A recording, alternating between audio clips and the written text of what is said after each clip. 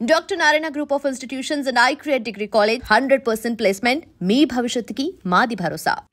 ఎందుకు సోషల్ మీడియాలో ఫేమస్? ఎలా? సో అంతకు ముందు వరకు అంకిత అంటే తెలీదు.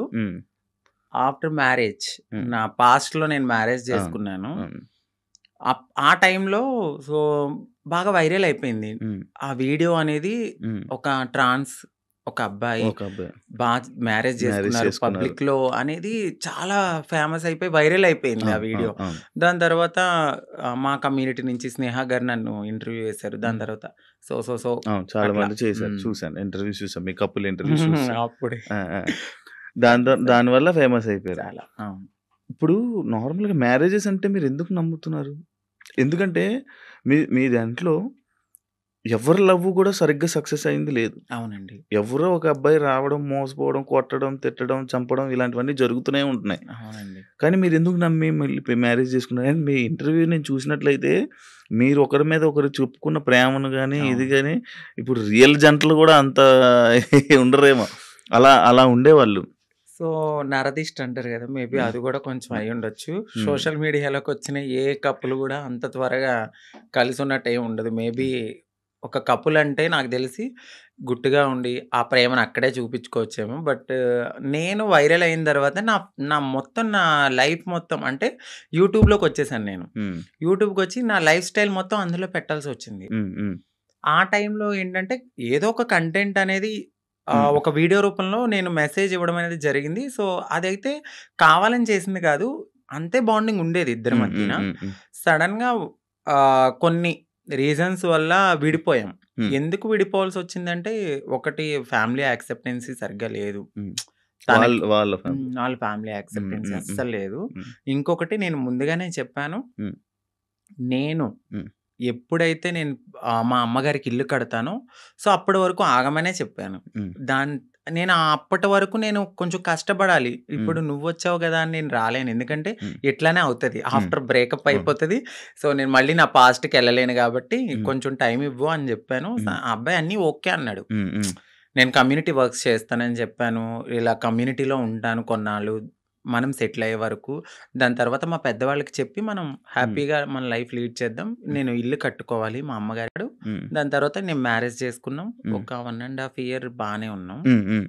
దాని తర్వాత ఇంకా రోజు ఇంకా తాగడము, ఎందుకు ఇట్లా అందుకట్లా చిన్న చిన్న ఇష్యూస్, గొడవలు అవి పెద్ద పెద్దవి అయిపోయాయి. అయితే ఈ బ్రేకప్ టైంలో ఎక్కువ వీడియోస్ పెట్టడం అంకిత కావాలని చేస్తుందా? ఎందుకు అంత ఎమోషనల్ అయిపోతుంది? ఎందుకు సోషల్ మీడియాలో అంత ఏడుస్తూ వీడియోలు పెట్టాల్సిన అవసరం ఏంటి అని క్వశ్చన్ చేశారా? మీ వరకు వచ్చిందా?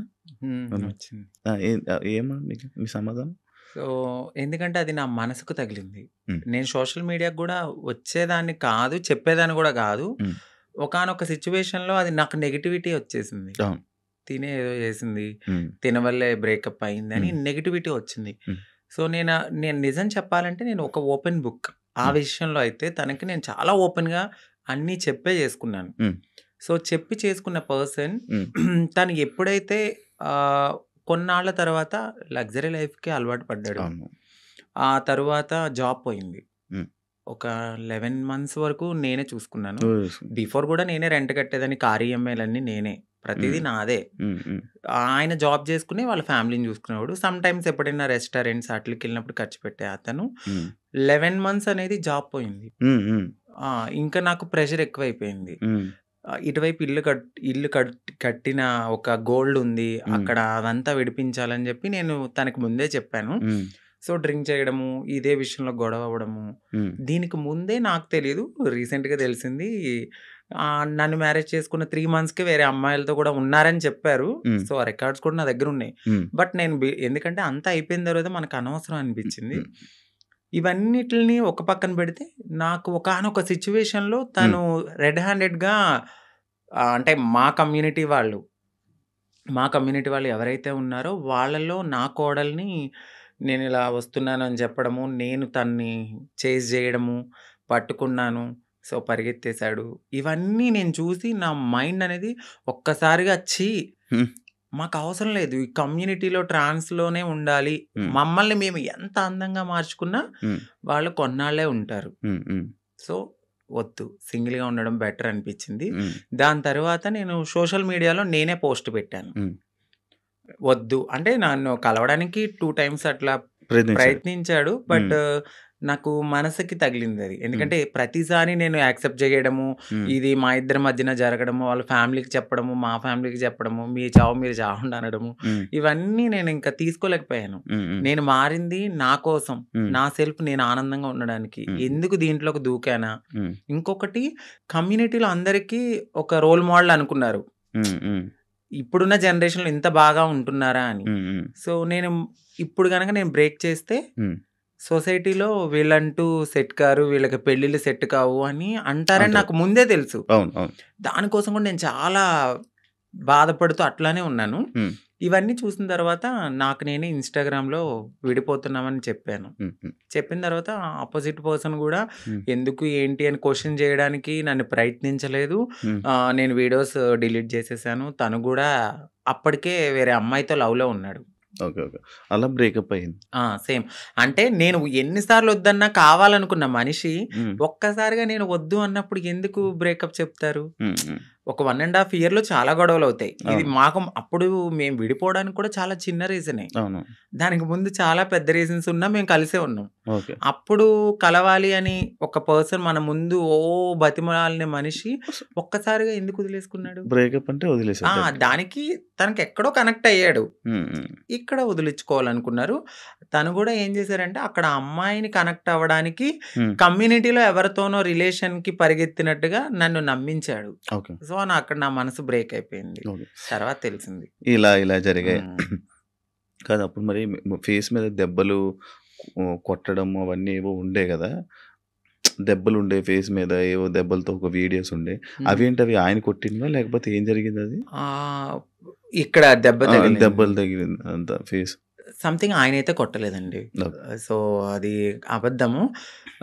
ఇక్కడ దెబ్బ తగిలింది అనడానికి నేను అప్పుడు ప్రతిసారి మన ఐబ్రోస్ చేయించుకోవడానికి స్క్రబ్బింగ్కి వెళ్ళేదని. ఆ టైంలో నాకు అది రిఫ్లెక్ట్ అయింది అంతే. ఈ ఫేస్ ఇంత అందులో ఏడ్చి ఫుడ్ లేదు కానీ అది కొట్టేసారేమో, ఇబ్బంది పెట్టేసారేమో, ఇది అయిపోయిందేమో అని అనుకుంటే. ఆయన ఏం కొట్టలేదు. మీకు అదే ఫస్ట్ లవ్? అంటే అదే ఫస్ట్ లవ్ అనుకోవచ్చు. అదే ఫస్ట్ లవ్. అంటే బిఫోర్ ఒక లవ్ ఉండేది, అది అక్కడ దాకా రాలేదు. అంటే ఇంకా ఇది లవ్ కామన్ అనిపించింది ఇంకా, కానీ పెళ్లి వరకు రావడం అనేది ఇదే ఫస్ట్ పెళ్లి. ఇప్పుడు ఇద్దరు అభిప్రాయాలు కలుస్తాయి, కలిసిన తర్వాత మాట్లాడుకున్న తర్వాత కొన్ని రోజులు ట్రావెల్ అయ్యాక ఓకే నీవు నాకు సెట్ అవ్వలేదు వదిలేసుకుందాం అనుకునేది ఒకలా ఉంటది. ఇటు పబ్లిక్ వచ్చేసి మనము కామన్ అయిపోతాం, వాళ్ళకి రోజు కనబడతాం. ఒక్కసారిగా పర్సన్ పక్కన లేకపోయేసరికి ఎందుకు అని వాళ్ళు క్వశ్చన్ చేయడం అనేది రైటే ఉంటది. సో ఇక్కడ దాకా ఆ పర్సన్ అయితే ఉన్నారు అంతే. కాదు అదే ఇందాక నేను ఒక పాయింట్ అడిగాను, ఏదైతే అబ్బాయిల దగ్గర నుంచి మనకి పూర్తి ప్రేమ దొరకదని తెలుసు, మీకు తెలుసండి. డబ్బుల గురించి వస్తారని తెలుసు. అవును. కానీ ఎందుకు నమ్మి దగ్గరికి తీసుకొని మోసపోయి మళ్ళీ ఏడడం? గొర్రె కసాయవాడిని ఎందుకు నమ్ముతుందంటే నేను ఏం క్వశ్చన్ చేయగలను. గడ్డు పెడతారు, తీసుకెళ్తారు, బాగా ఫుడ్ పెడతారు, తర్వాత వాళ్ళని చంపేస్తారు ఏది గొర్రెని. అలా అని చెప్పి ఆ గొర్రె వెళ్లకుండా ఉంటుందా? అయ్యో ఫుడ్ ఎందుకు పెడుతున్నాడో, ప్రేమగా పెడుతున్నాడేమో, తినడానికి వెళ్ళాము, దానికి తెలీదు. తర్వాత నేనే బలైపోతాను, మమ్మల్ని తినడానికి వచ్చారు. సో మా లైఫ్ లో కూడా అట్లనే జరుగుతుంది తెలుసు. ఎందుకంటే తల్లిదండ్రుల ప్రేమ ఉండదు. ఫ్రెండ్స్తో ఎవరితోన్నా మాట్లాడినా కూడా తను ఎందుకు మారిపోయాడు కదా, అట్లా ఇట్లా నువ్వు ఎందుకు మాట్లాడుతున్నావు, నీకేమన్నా రేపొద్దున బ్యాడ్ రివ్యూ వస్తుందేమో అని చెప్పి ఫ్రెండ్స్ ఎక్కువ మాట్లాడరు, సొసైటీ యాక్సెప్ట్ చేయదు. ఈ టైంలో ఎవరో ఒకళ్ళు మమ్మల్ని దగ్గరికి వస్తారనమాట. ఓకే మాకు ఈ ప్రేమ దొరుకుతుంది, జెన్యున్ ప్రేమ ఏమో అని నమ్ముతాం, నమ్మి దగ్గర తీసుకుంటాం. తనకు అయ్యిందని చెప్పి నాకు అవ్వాలని లేదు కదా అని గొర్రెలుగా నమ్మేసి ముందుకెళ్ళిపోయి తర్వాత బలైపోతాం. ఇప్పుడు అమ్మలతో లేదా? అంటే హైదరాబాద్ లో నేనే ఉంటున్నాను, ఇంటి దగ్గర ఇల్లు కట్టాను. అక్కడ మమ్మీ వాళ్ళు ఫ్యామిలీ అంతా అక్కడే ఉంటారు. ఇప్పుడు ఎలా డబ్బులు?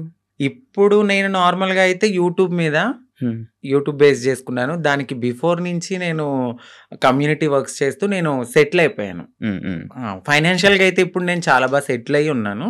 యూట్యూబ్ చేస్తున్న ఇన్‌కమ్ అట్లానే కొంచెం ఎంతొస్తది యూట్యూబ్ నుంచి?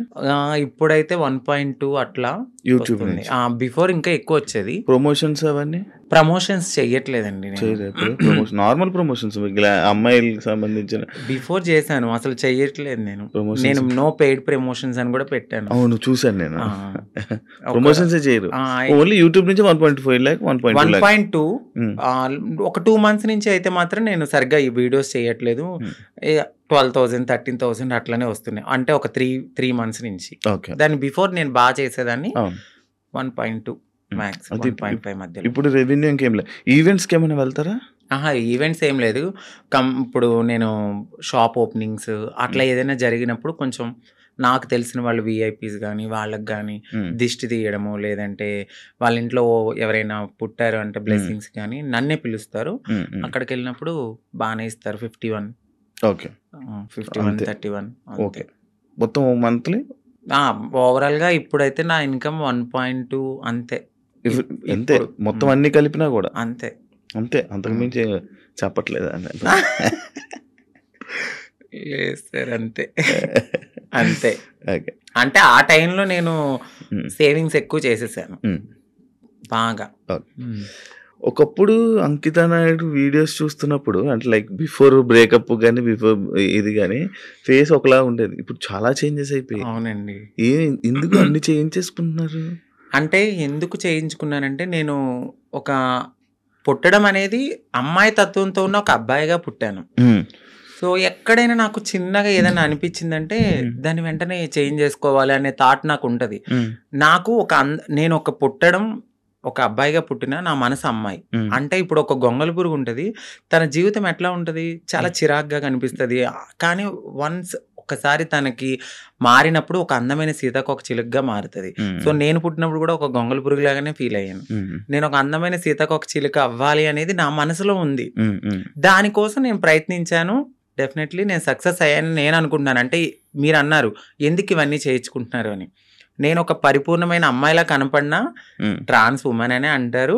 బట్ నేను ఫీల్ అవుతాను ఒక అమ్మాయి పక్కకు వెళ్ళినప్పుడు ఓ అమ్మాయి కన్నా చాలా బాగుందిరా అనే ఫీల్ నాకు అనిపించినప్పుడు నేను సాటిస్ఫై అయిపోయాను. ఎవరో ఒకరు కామెంట్ అయ్యాలి. ఆ కామెంట్ కి నేను హ్యాపీగా ఫీల్ అయ్యి అమ్మాయి హ్యాపీ నేను ఇంత మారినందుకు. ఓకే. ఇప్పుడు సీతాకోక చిలకలకు రెక్కలు వస్తే ఎగిరిపోదామనా? వెళ్ళిపోతా డెఫినెట్లీ. ఎక్కడికి? ఎక్కడికో ఒక చోటకి, మమ్మల్ని యాక్సెప్ట్ చేసే చోటకి. అయితే ఇప్పుడు మొత్తం అంతా ఇంకా చేంజెస్ చేస్తూనే ఉంటారు అలాగా?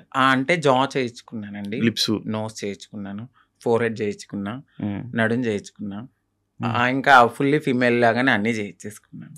మొత్తం అన్ని చేయించేసుకున్నారు కదా. ఇష్యూస్ రావా ఏమి?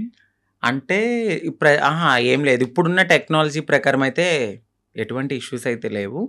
అది శృతి మించితే ఇప్పుడు నేను చేయించుకున్న దానికి ఓకే. ఇంకా ఎక్కువ మనము ఎనర్జీ ఎక్కువ తీసుకుని మన బాడీని వీక్ చేసేసుకుని ఫుడ్ అనేది ఎక్కువ బాగా తినకుండా ఇలా ఉంటే చాలా ప్రాబ్లమ్స్ అయితే ఉంటాయి.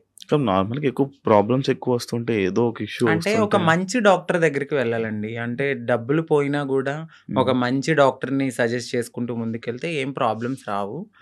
బట్ అది కూడా ఎక్కువ బేర్ చేయరు ఎవరు. చాలా పెయిన్ఫుల్, అది చాలా నరకం. తాగడానికి ఉండదు, తినడానికి ఉండదు, గాలి పీల్చడానికి ఉండదు. ఇక చెప్పలేము ఆ బాధలన్నీ.